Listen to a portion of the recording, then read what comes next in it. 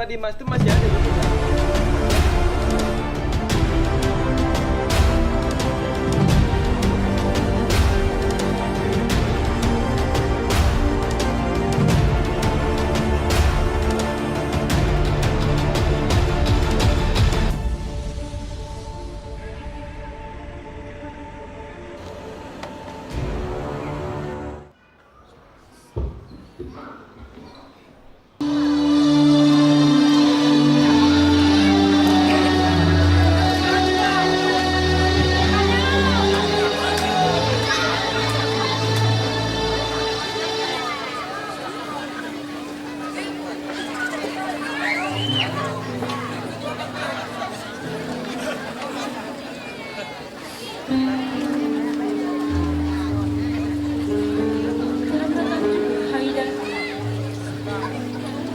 Sudah setinggi ini hari, masih belum pulang juga Raja Laksmana.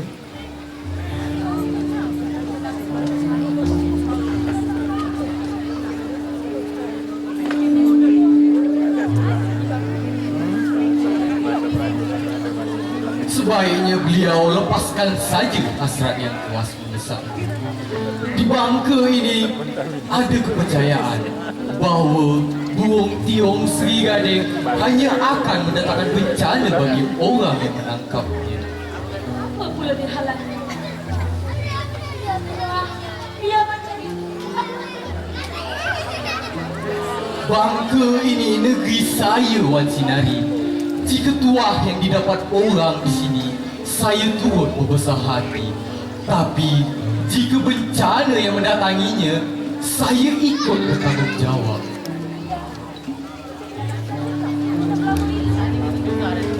Kami para lelaki akan bertarung bila kesempatan datang. Tapi tidak di sini. Tidak di sini, Wan Sinari. Apa tidak boleh?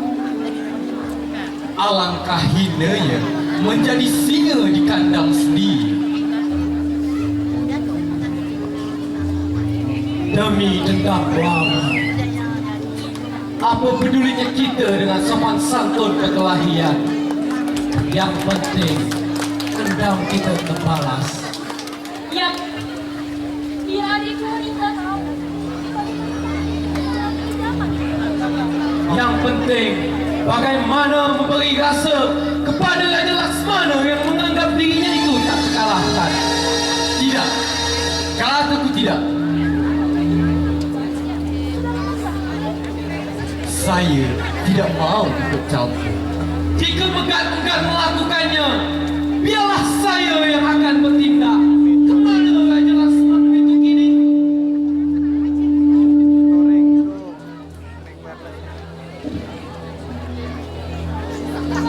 Jangan dekat ini.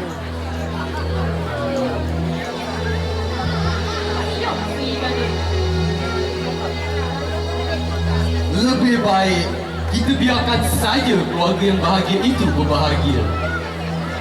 Lebih baik kita berhenti saja bila boleh. Sebagai pucuk bencana, dia akan mencatat Marilah kita jadikan Wong Tiong Sri Gading sebagai maut yang menjelma dalam bentuk yang mulia. Baiklah. Jika tuan berdua masih juga bersikeras, saya tidak akan menghalangi. Tapi juga tidak akan ikut. Alasan tuan apa Megat? Alangkah hinanya menjadi singa di kandang sendiri. Bangka ini bukanlah negeri saya. Bangka juga bukan negeri saya.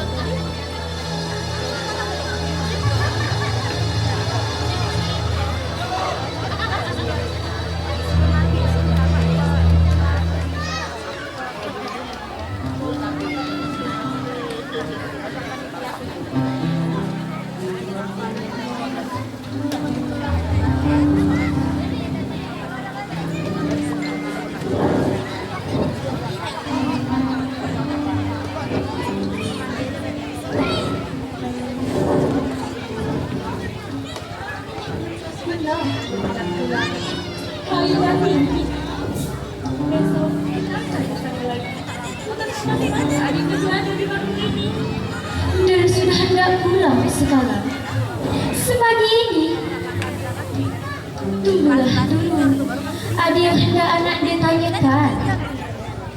Selama di sini, setiap pagi saya selalu melihat seekor burung yang sangat molek hingga pada dahan dekat tikar, berjambal kuning dan merah darinya.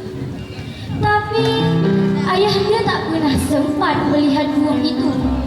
Tiap kali anak ditunjukkan kepadanya, burung itu menghilang.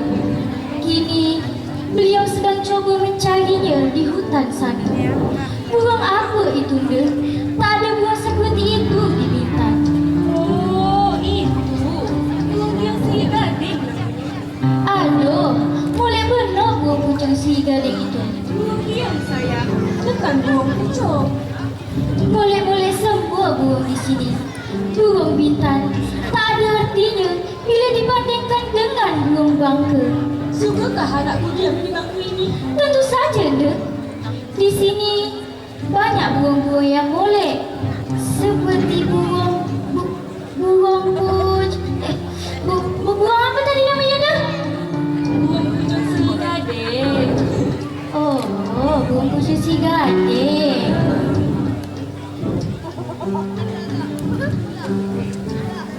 Biarlah kanda pulang dulu adik meminta.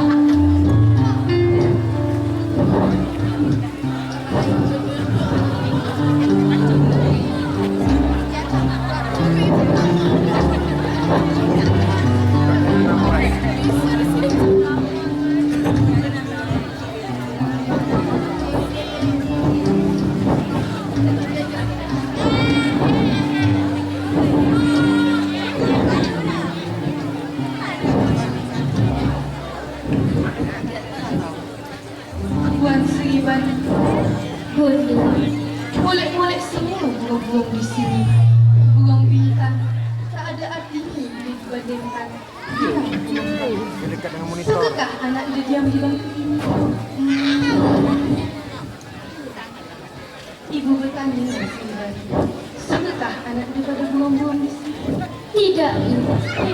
Sukakah anak dia pada burung-burung di sini? Iya, tidak, Bunda. Tuan Sri Bani, molek-molekkah burung-burung di sini pada pandangan anakku? Jangan biasa berbohong, Sri Bani. Tidak, Bunda. Tuan Sri Bani, coba pandang Bunda.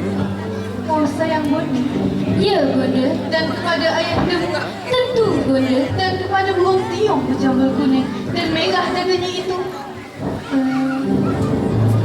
Iya, Bunda. Di antara kami bertiga, siapa yang paling engkau sayang? Ayah, ayah, Bunda. Baiknya Bonda tak masuk hitung. Di antara mereka berdua, siapa yang paling engkau sayang? Ayahnya. Anak Tuan Sri Bani, maukah kau tukar ayahandamu dengan burung tiong Sri Gading? Tidak, Bunda. Maukah kau mendapat burung itu dan ayahandamu mendapat cedera kerenanya? Tidak, Bunda. Saya tidak mau. Maukah kau mendapat burung itu dan ayahandamu binasa kerenanya? Tidak, Bunda. Tidak. Saya tidak mau. Maukah kau mendapat burung itu sekarang? Tidak, Bunda. Saya tidak mau. Maukah anakku? Tidak, Bunda. Tidak. Tuan Sri Bani, anak Tuan Sri Bani, kalau kau benar-benar sayang pada ayahandamu, janganlah lagi mengirik ini. Minta carikan burung tiong berjambul kuning dan merah dadanya itu. Katakan saja kau telah salah mata. Burung itu sebenarnya tidak ada. Maukah kau mengatakan begitu kepada ayahandamu? Baiklah, Bunda. Tapi, kata Bunda tadi, jangan biasa berbohong. Maukah kau tukar ayahandamu dengan burung tiong Sri Gading? Tidak, Bunda. Tidak. Saya mau ayahnya. Saya mau ayah. Ayahnya. Ayahnya. Kenapa? Kenapa? Ada apa? Telah lepas mahukan. Tak ada satu yang kau ciptakan itu. Sabar sajalah Bunda. Mana tahu besok, lusa sampai juga ini. Tapi, jika buang itu dapat ayahanda tangkap, tidak apa-apakah ayahanda? Tidak cedera? Di mana dapat kata begitu? Buang bagus mencederakan lelaki. Keris lawan bersalot ibu yang dapat merebutkan akar pohon. Untuknya tergores, memanglah dapat dimakan dari. Tapi tangkal bertolaknya sudah ada. Musuh menempel dari balik semak. Seperti yang petir tengah hari juga dapat diakkan darah. Pulang elaknya sudah diganti. Tapi ibu bagus, burung tiung berjambul kuning dan merah dadanya. Yang dinamai orang, burung tiung seri gading. Samalah seperti cucu manik orang. Buat pendengar besar anak yang baru dikat besar. Seperti anak yang manis. Jadi, besok ayahnya mau mencarinya lagi. Tapi, kata Bunda... Bun, kamu lupa ada saja yang dikhawatirkan. Pergilah bermain sayang, untuk dapat berbuah gigi.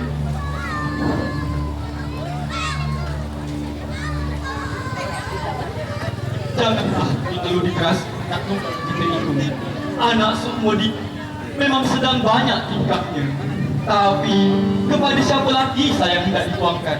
Kepada siapa lagi? Bukan tentang anak itu benar yang musuhkan hati saya, tapi terutama tentang diri kita yang sengaja menemukan buah di tempat orang. Sedangkan untung apa lagi yang tidak kita peroleh di tempat sendiri. Lagu yang itu, senandung yang itu juga. Bukankah ketika hendak bertolak, kita sudah putuskan untuk tidak membahasnya lagi? Lagu yang itu, senandung yang itu juga yang akan saya ulangi terus meskipun janji jadi terlambat dibuatnya. Dan ini akan saya ulang-ulang juga sebab hati siapa pun yang lebih daripada milik seorang istri yang benar-benar sayang kepada suami. Setiap saat sendiri diisi dengan rasa khawatir akan nasib sang suami. Papan dinding yang tegak kokoh, lantai keras dan atap serapat ini dapatkah menahan khianat orang? Kita datang menempah tua, kita datang ke sini menjemput tua. Tapi bukankah waktu dapat menentukan dan membentuk bau pada hati manusia? Dan bagaimanapun berangkasnya, Waktu senantiasa berjalan maju, membuat muda menjadi tua, pemuda melanturkan kejutan. Mematikan yang hidup, ia maju selama. Melanda segala yang sentani jalan. Ia tak dapat jalan berbalik. Ia tak dapat mengembalikan anak yang dewasa yang telah dirasuki. Ia mahu hancur. tapi kita harus percaya kepada manusia, bukan kepada kejahatan. Raja Laksmana, tubuh yang tegak kekal, silat lincah dan berbagai keterampilan bertempur dan bersiasat, masih akan bersanding sumbang jika tidak disertai dengan ilmu keharusan rasa. Rasa tidak perlu memiliki pikiran, ia minta dikembangkan. Ia bukan ilmu menjengkal keris, bukan silat yang taktiknya, bukan kepandaian yang menjadi sumpit. Ialah ilmu dari hati manusia. Kerana itulah ia hanya padan buat orang pelukis. Kalau palu walang memakai firasat dan bukan bila ilmu pulang, pertempuran akan dipimpin orang Pondan. Tapi pertemuan macam itulah yang terjadi. Orang beribu-ribu bermusuh, bangga mati demi pertemuan pulang. Orang yang dikaruniakan panas hati orang raja, ialah perang orang dulu. Ya, perang semacam itulah yang sering terjadi. Orang beribu-ribu menyerbu musuh, bangga mati demi kedunguan perang. Dan kita tidak lupa kita Jarang benar terjadi. Ia hadir untuk jadi teladan bagi diri. Kita tak perlu takut kepadanya. Ia datang seperti takdir. dan kita menghadapinya seperti berdepan dengan takdir. Tidak, tidak begitu. Kita mesti berusaha keras sekali menghindarkan ia terjadi, menghadangnya, kemudian baru merelakan diri dengannya. Wanita, ada perang yang mana saya percaya? Saya kurang tahu, tapi untuk menjadi salah seorang di antara orang beribu yang mampu menembus demi kedunguan perang senantiasa terbuka setiap saat. Sering orang tak dapat menghindar terseret ke situ. Konon bahannya bagaikan berada di depan gerahang lelaki, dan wajahnya Dan wajahnya sangat sangat mengerikan. kadang-kadang ia nampak begitu bodoh seperti rangkaian sempurna pelangi. Selembut melati, berbau harum, wangi melati. Orang tua lupa pada beban usia. Anak muda ada terpesona dibuatnya. Bahkan kanak-kanak bilakan cuba manis seperti orang kayangan. Kalaulah kita pribadi melihatnya, barangkali ia akan dinamakan dengan burung piong Seri Gading. Raja Laksamana, Betul juga kata orang, perempuan bijak dapat membuat teka pada hati dan keluar dari garis mitranya seperti pandai berbicara tentang orang dan pikiran-pikiran tidaklah mereka akan permintaan anak tak usah dibuatkan sangat. Dimanja dan banyak tingkah dia. anak cuma satu. Kalau tak sama tangannya, kita makan pun rasa mengkelan. Apa-apa kerja semua kelindan. Barulah setelah capai cita-cita, kita dapat berlebih. Begitulah orang lelaki, sengaja membuat lapar agar dengan lahap menghadap hidangan, sengaja memburu bahaya supaya merasa lega melepas tuah lawan yang melintang kalah, merasa puas sebentar untuk mencari lagi yang lain yang lebih. Itu kan sudah berarti buat kita. Mengapa tidak memandang yang baru, guna dan maknanya?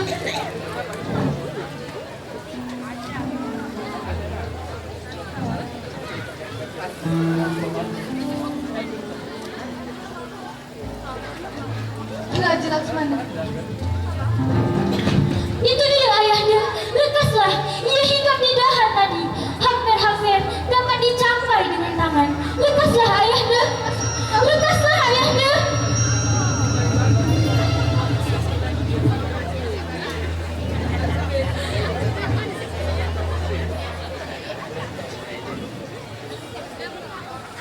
Bunda.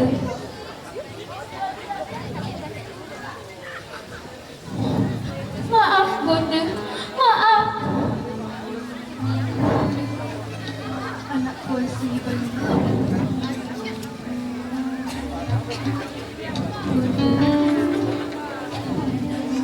Biarlah anak dikejar ayahnya. Biarlah anak dipanggil ia pulang. Tentu ia belum jauh. Ayahmu lelaki, bahaya. Itulah yang dicari oleh lelaki. Jika keterampilan sudah tinggi, sengaja dicarinya lawan yang lebih tangguh untuk dibuat batu uji. Tak senang di tempat sendiri, ia rasuki atau jauh. Semua itu demi sesuatu yang bernama kejantanan konon. Setelah lepas dari situ, barulah puas seketika, seperti orang lapar menghadap hidangan. Memang sedang benar makan.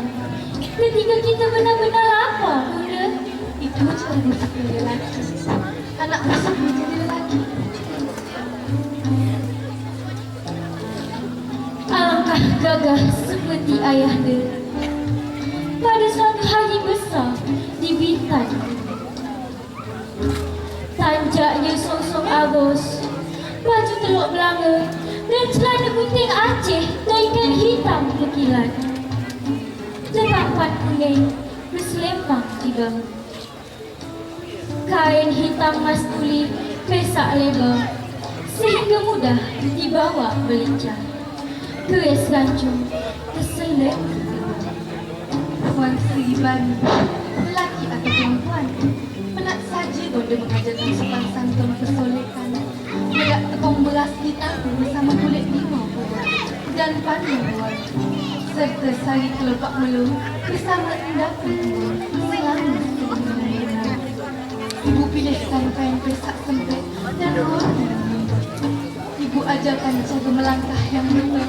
Semua itu bukan agar kau menjadi cantik sengit menyengat pandangan orang, tapi supaya tingkah dan langkahnya jadi baik dan tepat. Benar-benar perempuan, molek, manis. Seperti Tiong Sri Gading. Tidak, bukan seperti dia. Untuk menjadikan Wan Sri Bani seperti burung tiong Sri Gading, cukup dengan melahirkannya, kemudian meninggalkannya dalam riuh sendirian. Meninggalkannya sendirian di tengah hutan tebal, tempat tak ada hari terang. Matahari paling hijau kelihatan seperti bulan turun ke malam. Bunda, Dan binatang-binatang buas sudahlah Bunda. dan Dan bila malam, Bunda, sudahlah Bunda. tapi di sana ada macam-macam burung sebermolek. Dan yang paling ratu bernama burung tiung serigala. Seperti Bunda sudah pernah pergi ke sana. Tidak di sana, tapi tempat semacam itu aku menunggu ayah dan kami saling memandang. Sirih yang turun seperti mencampur atas kejubung. Wajah, gerak langkah, nada suara, semua memajunkan hatiku. Alam semarak dengan aroma bunga-bunga, mekar, segar, memenuhi jalan negeri. Dahsyat menang pesona. Kau ingat janjimu tadi bukan?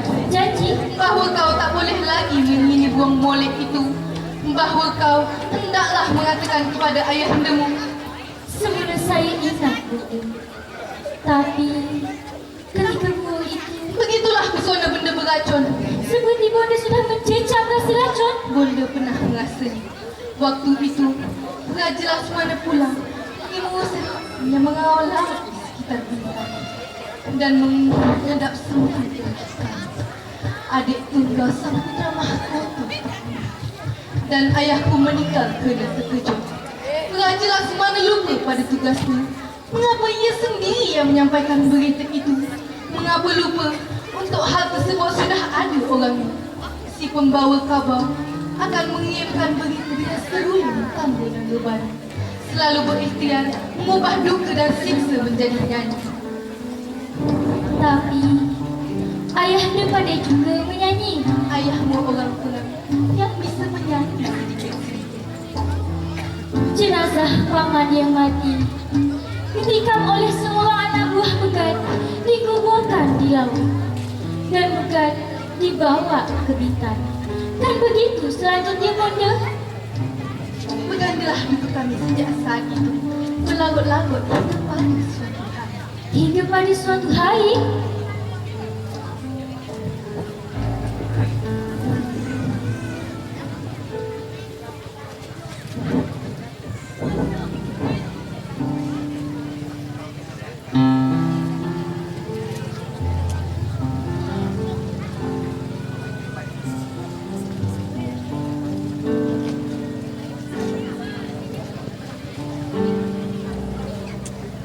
Megat sengaja menghadang jalanku sebagai dalih membangkitkan cemburu ayahmu.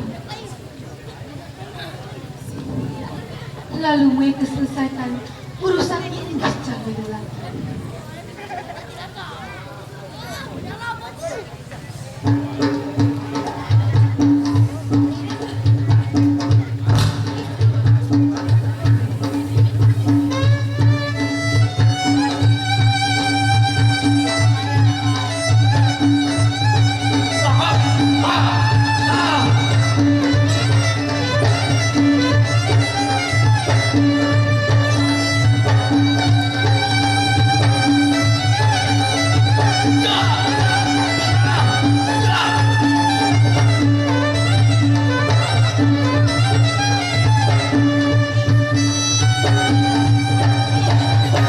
Dia sambung tangan dengan kesiannya dengan milik orang lain.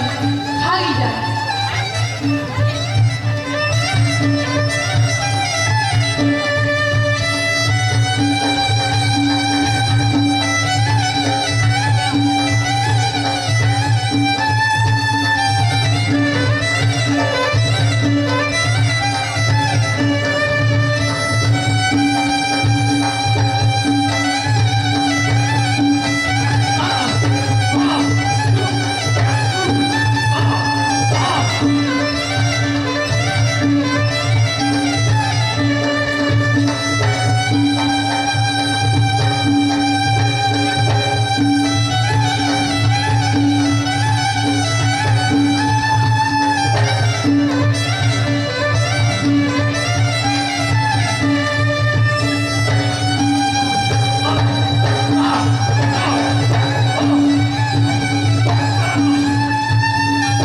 Tidak juga berhasil. Tapi di belakang mereka ada pesona beracun di balik bias molek Rona Pelangi. Saudara kandungku Wan Sinari yang senantiasa bertandas di gagang bahang cemburu padaku.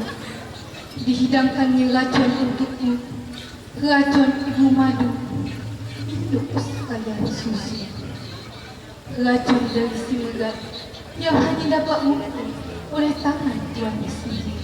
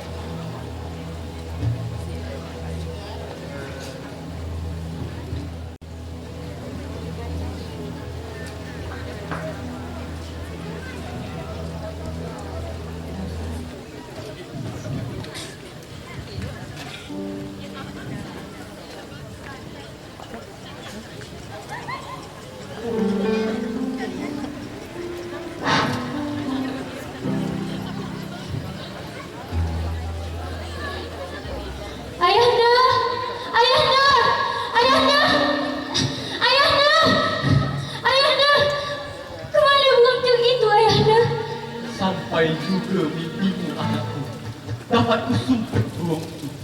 Itu dia terikat di atas anggur paling bawah. Pergilah tadi. Tapi tak kau apa-apakan dia sayang. Sebab dia luka terkena jauh sumpit. Entah dapat tidak dia bertahan hidup satu. Burung tiung Sri Gading. Burung tiung Sri Gading. Akhirnya hinggap juga dia pada tubuhku. Wanita, katakan kepada orang-orang kita supaya bersiap perang bintang malam ini juga.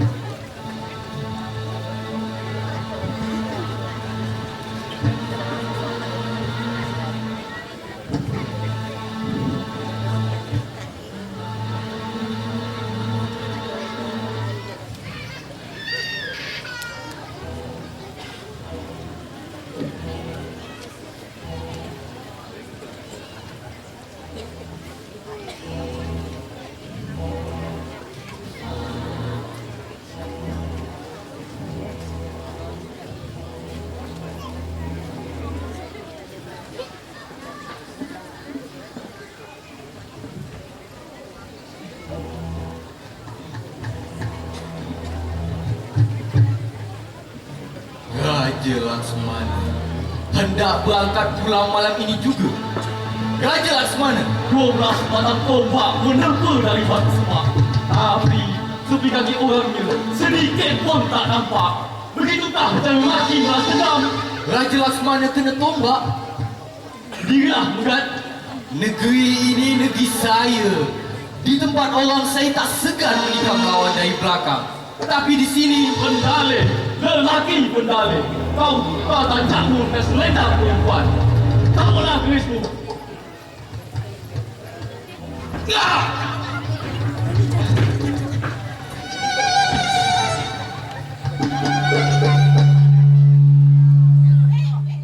Berdirilah kau, Haridan. Perintah Raja Laksmana tetap masih. Tapi pada kesempatan yang terakhir, biasanya orang harus mengeluarkan seluruh muntahnya yang tersimpan di dalam karun. Berapa batang tombak yang kau lemparkan dari balik semak padaku? Kedua belasnya dengan tangan ini. Dan yang dilemparkan bukan? Tak sebatang pun. Kau lakukan atas perintahnya. Megat malahan melarang. Sejak dulu, kau selalu berada di belakang Megat. Tapi kali ini, pada kali yang terakhir, Megat menyebelahi Gajah Laksmana. Dan engkau sendiri sebagai pengecut. Dalam perjalanan hidup, sering Patik menukar tanjak dengan selendang perempuan. Tapi buat menutupinya, orang harus membuat ujung perjalanan panjang yang dinamakan hidup ini dengan indah. Saya sudah siap Raja Laksmana.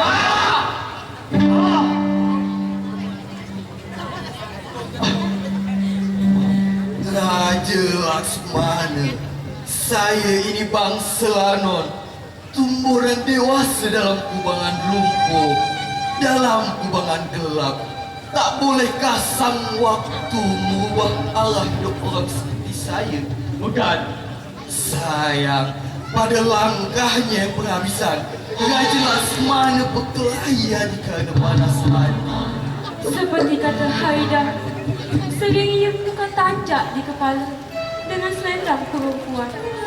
Patik pun kadang-kadang selalu menukar selendang kuda mantul dengan tanjak lelaki. Karena panas hati, karena cemburu membakar hati. Tapi Megat telah membuat penghujung hidupnya dengan cemerlang. Karena ia merasa bersalah jika Megat tidak menunjuk di negeri sendiri. Akhirnya aku tahu engkau memang lelaki yang patut dicintai, Megat. Terima kasih, Wan Sinari. Megat, matilah engkau sambil berdiri. Matilah engkau sambil berdiri, Megat. Akan ada coba Raja Laksmana.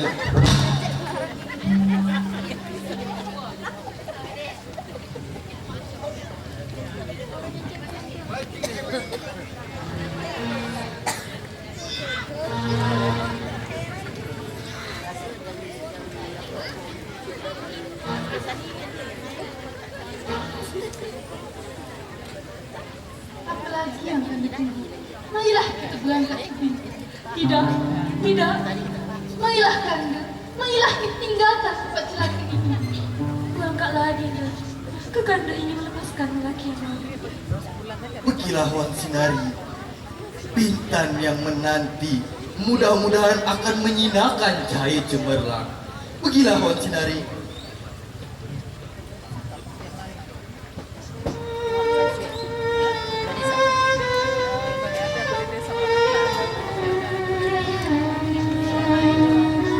Itulah yang sebaiknya Wan Sinari.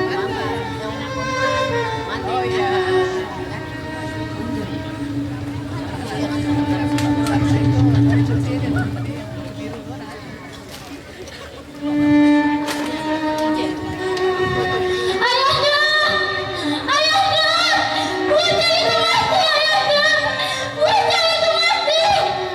Apakah Megat masih berdiri? Apakah Megat masih berdiri? Apakah Megat masih berdiri?